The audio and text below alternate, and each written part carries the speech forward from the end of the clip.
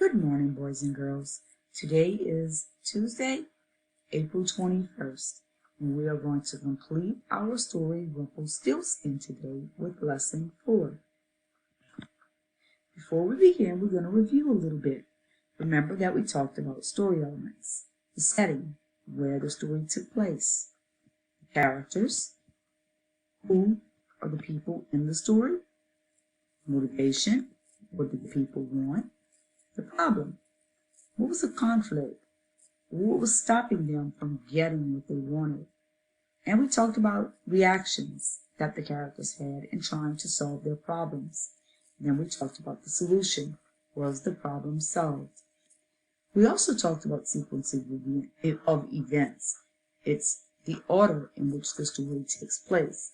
And when we talk about the sequence of events, the characters' actions and reactions contribute to those sequence of events. One thing leads to another in the story. And the last thing we did is what we talked about, the lesson of the story. The lesson in Rumpelstiltskin was, don't make promises you can't keep. Our learning target for today. Let's go back. Today we will determine characters' traits by analyzing characters' actions and reactions.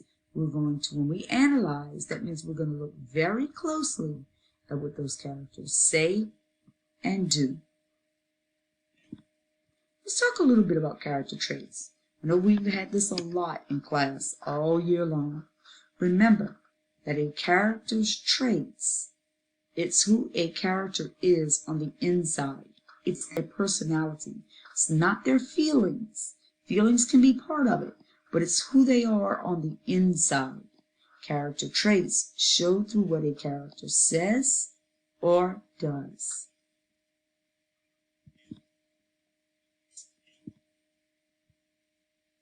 When we try to determine a character's traits, we usually ask ourselves three things. First, we need to know what the character's motivation is. That's why we talked about motivation at the beginning, because the motivation will help us determine what that character's traits are.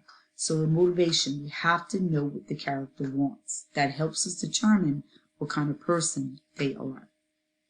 The second thing we look at is what words help me understand the character, or the actions of the character and how the character reacted to the problem. So we're going to be looking specifically at what the author is using to describe the character. We're also going to be looking at those characters' actions and reactions. And then we're going to figure out what those words tell me about the character. Now, we're going to look really closely at the king and Rumpelstiltskin. I'm going to help you determine the character traits of the king. And then on your Google form, you're going to do the miller's daughter. And then on the next day's lesson, you're going to do Rumpelstiltskin. So today I'm going to help you do the king. You're going to do the miller's daughter. And in the next lesson, you're going to do the character traits of Rumpelstiltskin. So let's take a look at the king. Remember, we always have to go back to text. You hear me say it a million times, go back to text. And that's exactly what we're going to do. So let's go back and reread. Now, this king was very fond of money. So here the author's already telling me something about the king. He's fond of money. So he loves money. And when he heard the miller's boast, his greediness was raised. So the author's telling me that this king is very fond of money and he's greedy.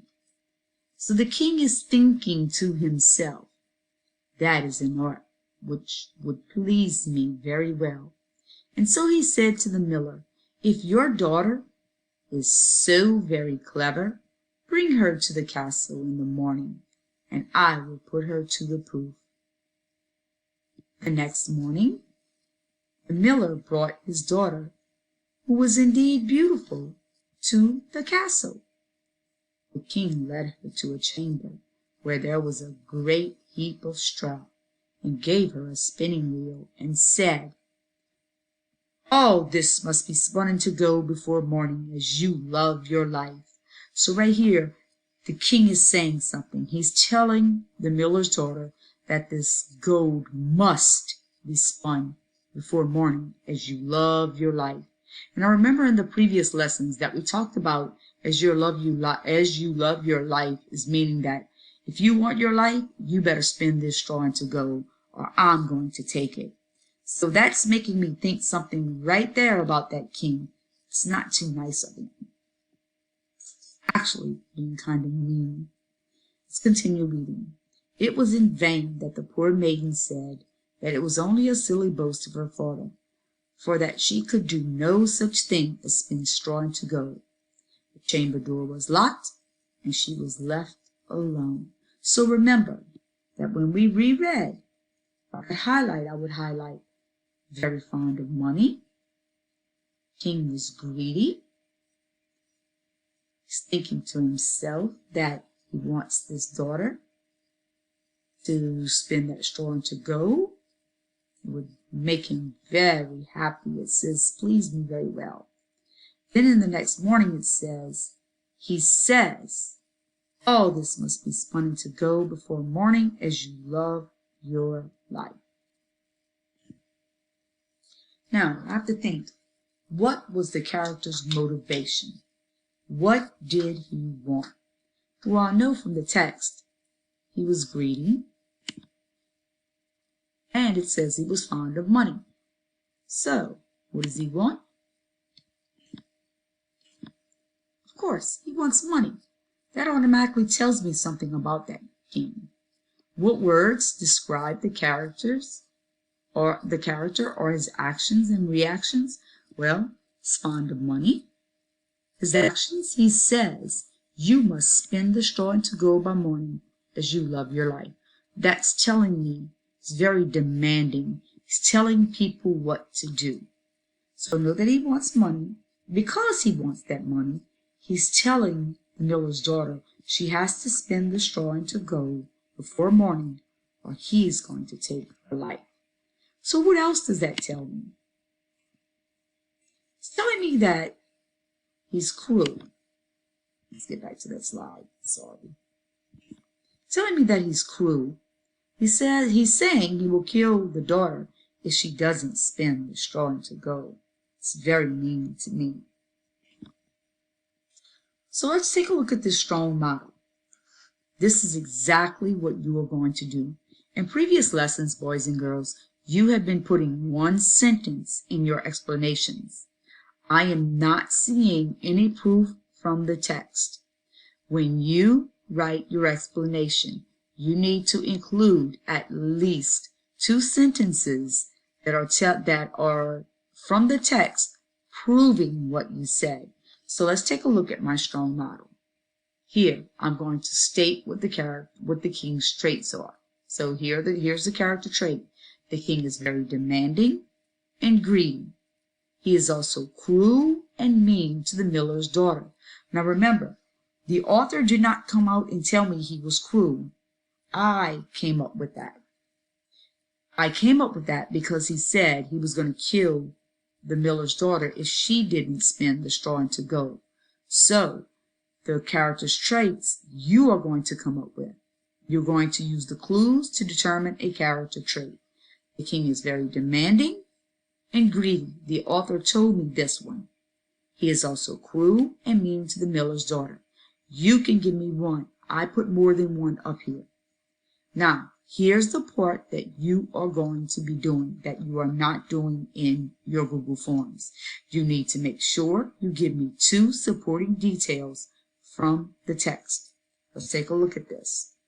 So I know he's demanding and greedy. He's cruel. Now I'm going to use the text to support it.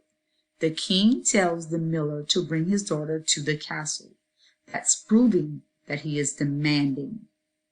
The king also tells the miller's daughter she must spin the straw into gold by morning, as you love your life.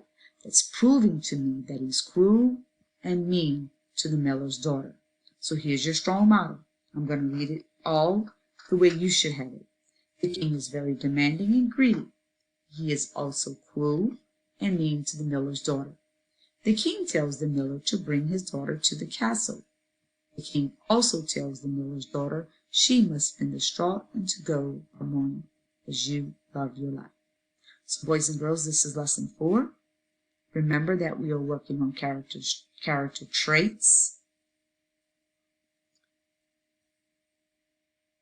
Remember to put your sentence that tells what the character trait is. You can include one, and then give me 2 supporting details that prove your character trait. Thanks. I'll see you later.